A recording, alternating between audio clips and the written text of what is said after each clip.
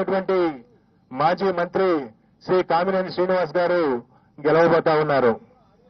అలాగే విశాఖపట్నం నార్త్ నుండి పోటీ చేసినటువంటి విష్ణు కుమార్ రాజు గారు కూడా గట్టి పోటీ ఎదుర్కొంటున్నారు. వారికి కూడా గెలిచేటువంటి అవకాశాలు ఉన్నవి. తర్వాత జనసేన 21 స్థానాలు పొందినటువంటి జనసేన 21 అసెంబ్లీ స్థానాలు 2 పార్లమెంటు స్థానాల్లో వాళ్ళు పోటీ చేయడం జరిగింది. జనసేన 2 పార్లమెంటు స్థానాల్లో గెలవబోతా ఉంది.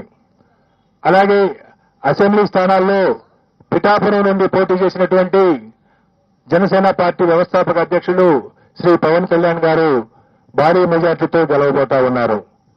అలాగే ఆ పార్టీలో మరొక ముఖ్య నాయకుడైనటువంటి శ్రీ నాదెండ్ల మనోహర్ గారు గుంటూరు జిల్లా తెనాలి నుండి గెలవబోతా ఉన్నారు. తర్వాత తెలుగుదేశం పార్టీ విషయానికి వస్తే తెలుగుదేశం పార్టీ అధ్యక్షులు రాష్ట్ర మాజీ ముఖ్యమంత్రి నారా చంద్రబాబు నాయుడు గారు కుప్పం నియోజకవర్గం నుండి భారీ మెజార్టీతో గెలవబోతా ఉన్నారు. అలాగే వారి తనయుడు మాజీ మంత్రి శ్రీ నారా లోకేష్ మంగళగిరి నుండి గెలవబోతా ఉన్నారు. అలాగే సినీ నటులు శ్రీ నందమూరి బాలకృష్ణ గారు హిందూపురం నియోజకవర్గం నుండి మంచి మెజారిటీతో గెలవబోతా ఉన్నారు.